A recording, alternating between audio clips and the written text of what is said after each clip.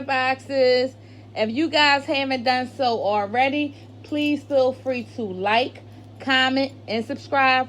Don't forget to hit the notification bell. Don't forget to share. Don't forget to tell a friend, tell a friend, tell a friend. That being said, I just want to get right into this review. This review is for Greenleaf Season 5, Episode 5, The Fifth Day. So it starts off with Sophia. She's laying in bed. Grace coming in to wake her up, open the blinds. She's trying to get Sophia out the bed. Sophia is not trying to hear what Grace had to say. She said she was up all night trying to deal with this Hampton situation, but Grace at the time, and we don't know what she meant by Hampton situation at the time, but we will find out exactly what Sophia is talking about. So, today is the day of, it's the last sermon of Calvary, and Lady May, she's doing her little church service downstairs in the house, so it's a big day. So Grace wasn't hearing it. She took those blankets off of Sophia, got her butt out the bed, and all is well in Greenleaf land. So we see Clarissa and Jacob. They're still, it's so much tension between those two. It's not even funny. So Clarissa was asking Jacob if he was still going to sit and talk with Zora after the service, and he said yeah. So she's trying to put like the guilt trip on and basically saying you trying to destroy our children, destroy our family. So he said, well, what were you and Fernando doing all those afternoons? Were y'all just sitting around talking about the children, looking at the children? What were y'all doing? Clarissa ain't had nothing to say. Clarissa ain't had shit to say with that. It's like, I understand where Clarissa bitterness coming from. It's like she feel like I had one moment of weakness, well, maybe multiple moments of weaknesses with one person, and you had multiple indiscretions with multiple women, and I still stuck by you, but you can't, find it in your heart to forgive me. Maybe he wasn't really in love with Clarissa anymore. Maybe that's why he was doing what he was doing, and she gave him an easy way out. You know what I'm saying? Who knows? But I feel like if you done ran her through the mud as many times as you have, you could give her a pass on this one. You really could. I'm just assuming that he may have felt out of love with her, and this was just the outing that he needed to bounce, because he seemed like he's in disgust of her. So now we downstairs now. Everybody is down in the common room. They all congregate in this Sunday service. Everybody is there. We see Corinne and Charity. They singing. Beautiful voices. Everyone seemed to be enjoying it. Then you get so Lady May, she do her sermon, air quotes, and it's about new beginnings. So Corinne and Charity, they finish singing. So Lady May gets up there and she's starting her sermon, and she was saying, every day is a gift full of possibilities, resentment, despair. And Clarissa chimed in and she was like, well, what's there to celebrate? And she was like, worshiping God. And Jacob is he's so in disgust of Clarissa. He was like, just give it. He was like, do you ever just give it a rest, woman? And so Bishop said to Clarissa, like, hey, he was like, ever since I known you, you've been a woman of devotion. He was like, won't you just focus on that? And prior to that, he had made a joke to Corinne, and he was asking Corinne, was her grandmom, at the Conjuring. And so they were like, well, why you call it the Conjuring? He was like, that's where, he said, what else would you call it? That's where people gather unholy life into a corpse. Everybody started laughing. So Lady May trying to, turn a new leaf and be on the positive side of things, because she said, listen, I understand that this is not the ideal place for us to be, congregating. She was like, but just like the first friends of Jesus used to meet after his ascension, she was like, this is where we at right now. We gotta do what we gotta do.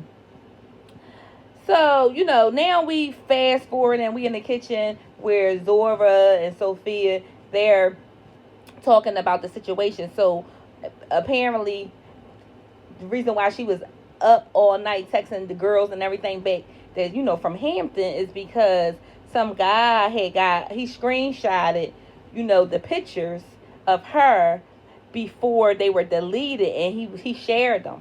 So now she was trying to, like, I guess, get them taken down or whatever. But so she's questioning whether or not she want to go. Actually, she's questioning if she want to go back to Hampton. So I don't know. Maybe she never wanted to go there in the first place, but she's definitely second guessing, and I understand that because I probably, if I had my, boobs and nudes all out for display on the whole campus, I don't think that I really would want to go back and deal with that fire too. But this is why these young girls gotta be careful.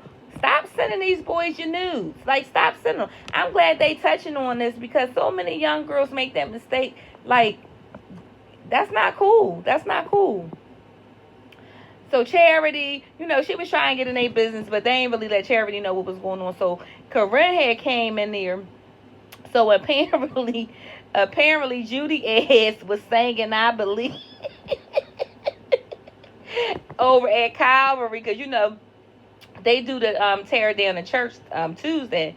Judy, so this is the last sermon, before the church gets torn down.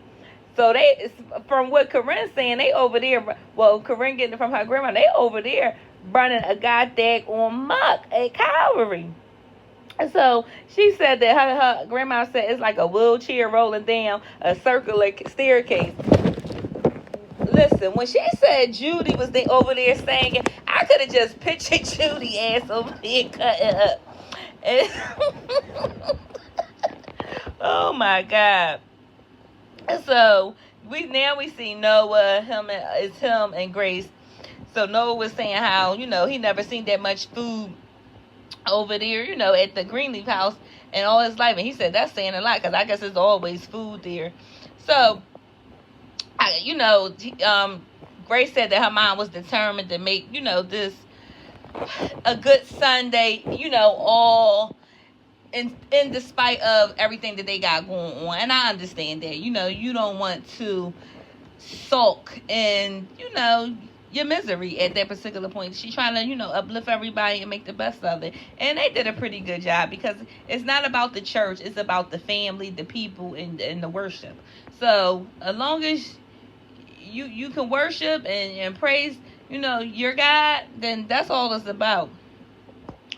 So they started talking, and I guess they go way, way, way back. So he was like, the consecration Sunday, and she was like, I don't want to talk about that, Grace.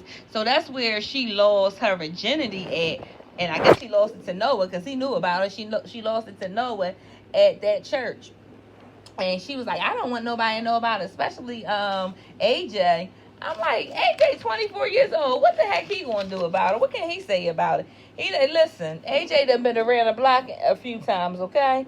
But I guess you want to look like a saint in front of him, which if that's what you going for, you've been lost at. You've been lost at. So now we have Bishop and Lady May. Lady May is going to visit Tara at her place, where she preach at and, help the neighborhood out at. So she's going over there. So Bishop wanted to accompany Lady May to meet her, and she wasn't going for it. She was like, 2 Greenleaf men already caused the problems. She said, and then with the help of God, 1 Greenleaf woman can save it. I'm like, hopefully you can, because it seemed like she's trying to come for everything that you guys got. That was probably the worst thing for Jacob to do. Start going over there, stirring the pot. Now she want every goddamn going thing, even the daggone spoon that you stirring it with. Okay, so Lady Mae was saying, I'm not gonna let that skank adjacent to Saint trying to take my house. So she said, I'm gonna go over there and let her have it. Well, not basically let her have it. I guess Lady Mae think that she's going to be able to deter Tara from going forward with trying to get the house. But y'all seen where Tara, congregated. That house will be a godsend to her. It really will. So Clarissa and Jacob, they still bickering over, I guess Jacob gave the son something, and Clarissa got pissed off. So as they're going back and forth, you see AJ and Bishop, they started talking, and AJ said some people like to take things apart and some people like, to put things together. He was like, just because people take things apart, that doesn't mean they're trying to hurt somebody. They just want to see how things work. So I guess that makes sense. I guess that makes sense. So now moving on from that, we have Lady Mae. So she's going over to Tara house, where Tara, preaches at and, help out with the neighborhood. And, she said, so Tara said to Lady Mae, I don't know if it's the food or the gossip to keep them coming, but either way, they still come. So, and, that's true. Whatever gets them there. So she was telling Lady Mae how, she's been there for 2 years. She said she never been in one place for too long. I guess, like with them causing rent and things like that. She just couldn't afford it. So she was saying how, she's ambitious and she wants to like save souls.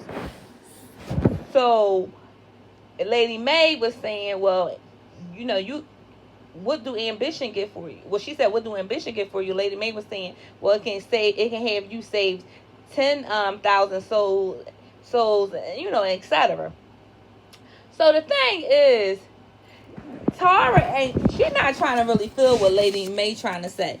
Basically, she not interested in the big fancy churches. She not interested in the bells and whistles. She not interested in all that. All she's trying to do is God's work. Because like she said, Jesus didn't have, a temple. He just spread the word. He just spread the gospel. And she's absolutely right. You don't need all those big fancy things in order to have people gravitate to you. As long as you speak in truth, as long as you trying your best to help people, people will flock to you. They really will. And case in point, she has a gathering there. Those people don't have much. She don't have much to give them. It's not a fancy place, but they still come. So Lady Mae, pressed her on, why do she want the house?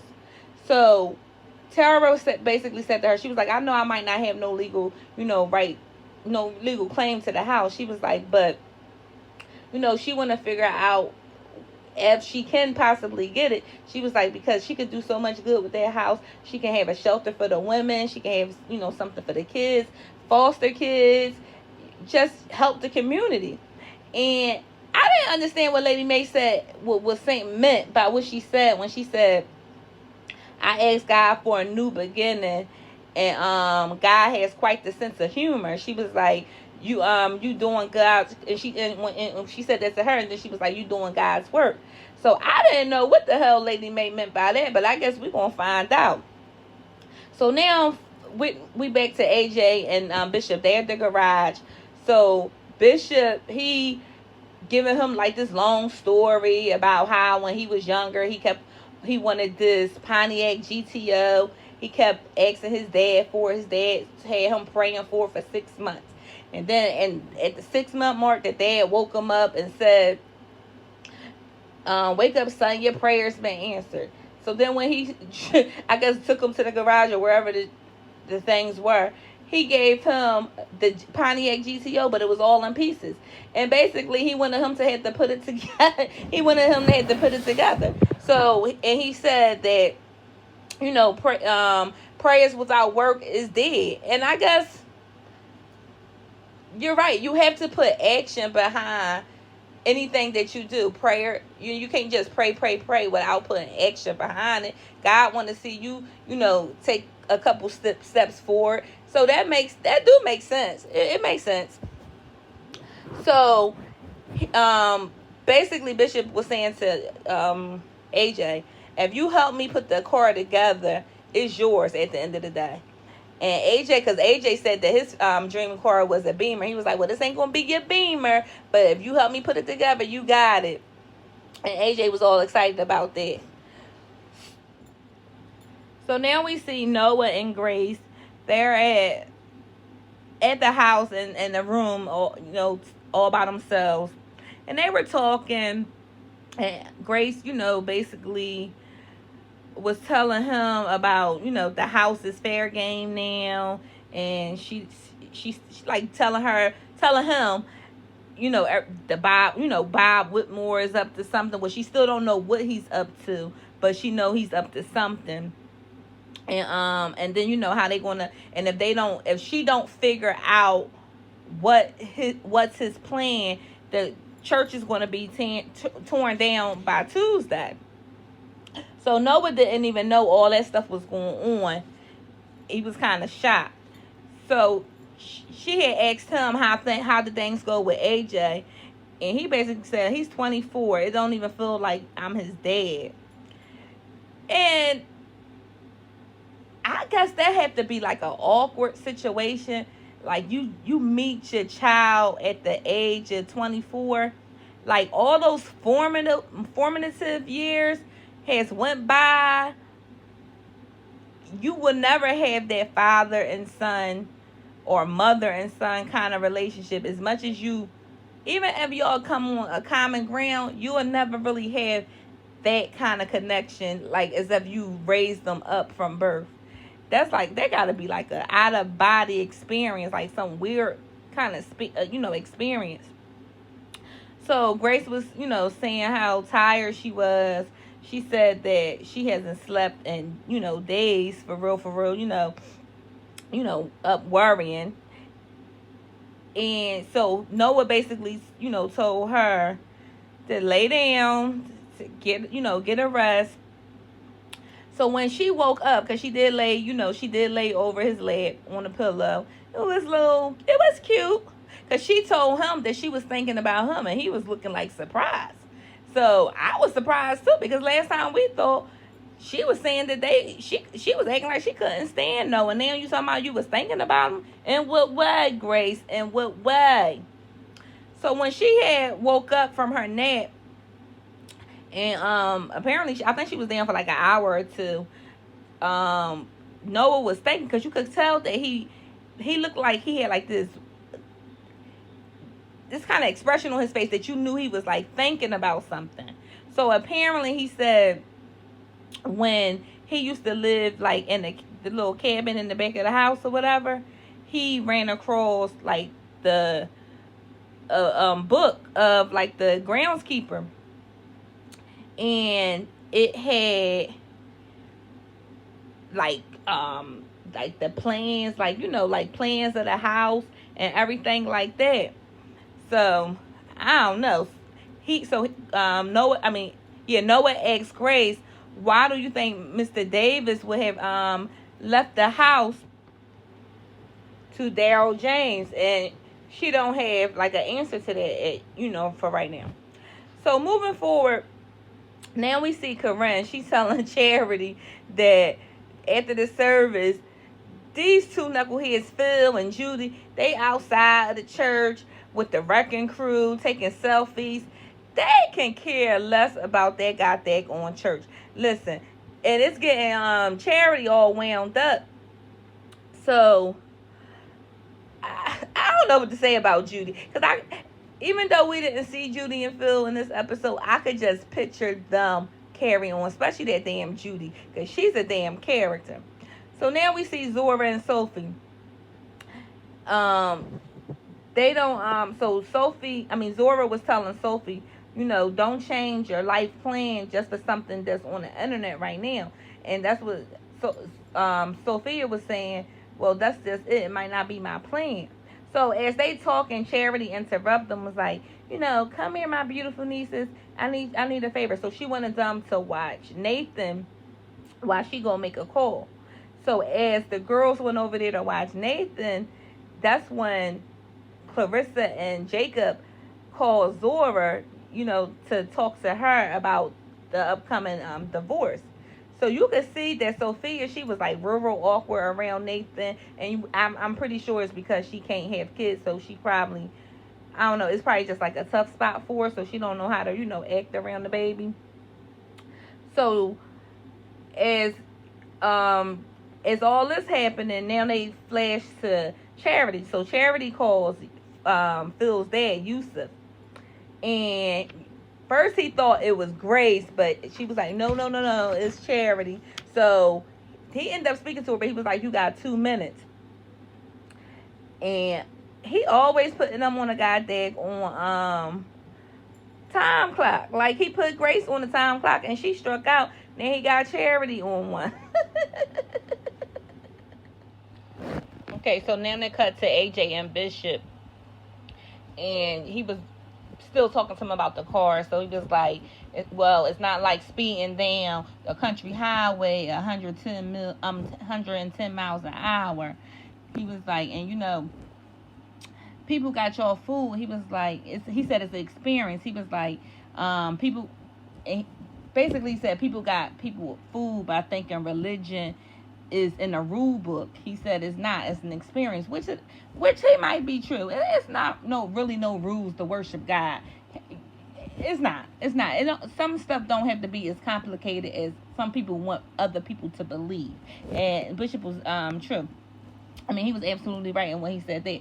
So as he talking to AJ, Lady May comes in. So she tries to run upstairs, and he was like, what, basically he was trying to find out how it go, how it went. So she was like, she didn't want to talk about it. He was like, no, we're going to talk about this. So she gonna say, well, I think we got to give it to Tara. And he was like, what? She was like, 'cause Jesus said so. And he was like, well, he ain't told. So Bishop will say, well, he ain't told me nothing. So like I said, when I was saying I didn't know what Lady May meant when she was talking to Tara, now it's all coming to full circle. She must got this epiphany because she said she had talked to Jesus, prior to going there. And I guess when she heard Tara talking about how she wanted, make that house into like a women's shelter, foster care place for, children, I guess she felt as though that was Jesus speaking to her. But Bishop, he ain't on board with that, especially not at the moment. So moving on from that, now we I gotta laugh at that.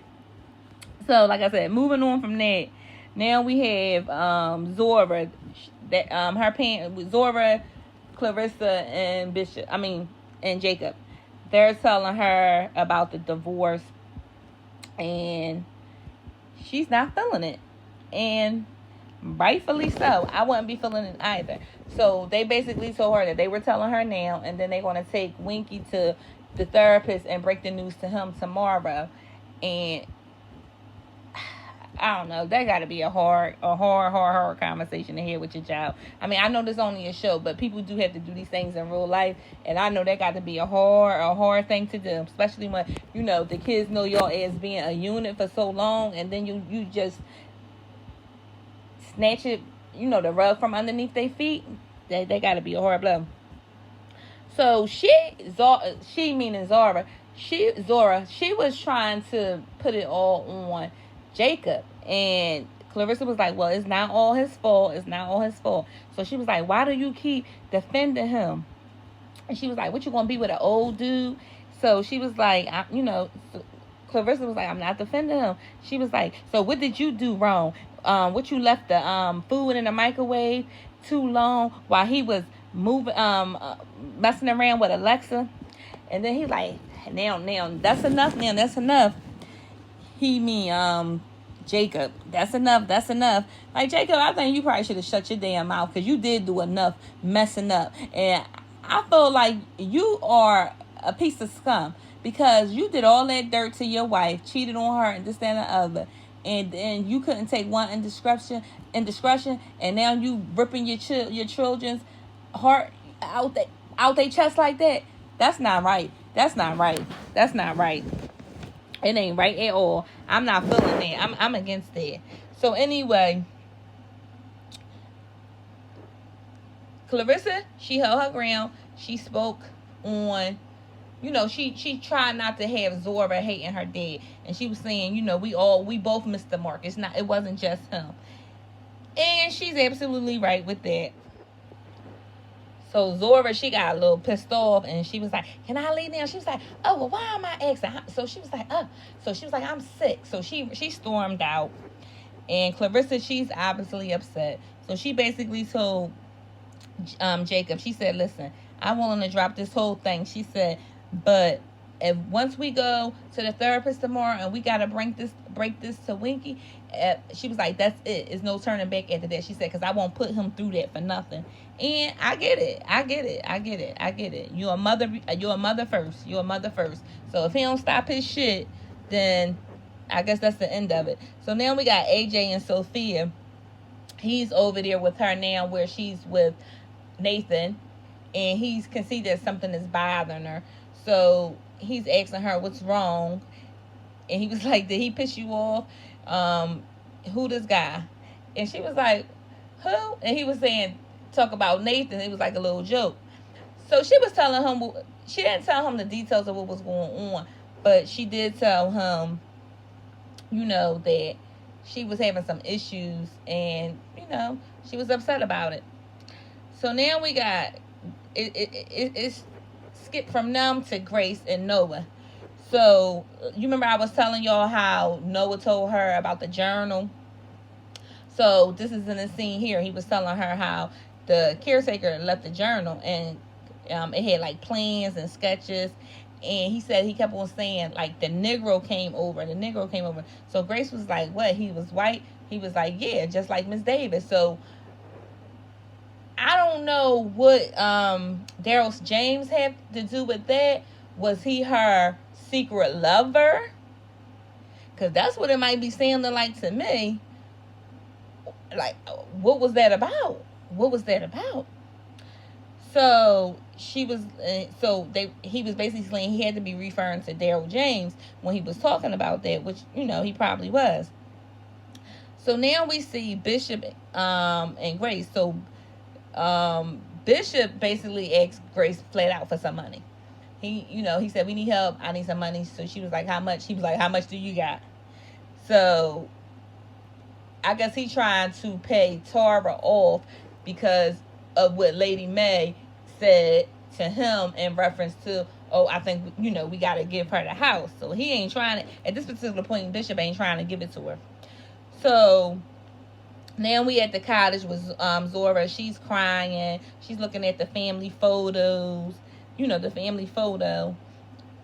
I felt so bad for Zora, and I know this only a TV show, but I really did feel bad for him. So Charity, it skipped to Charity. So Charity's talking to Yusuf, and she was like, "I need a break. We need a break up here." And he said, "You know what the old saying down here is?" He said, "The rivers only run one way, and it ain't flowing." So she was trying to ask him, what did your wife have to do with Eaton's Linden?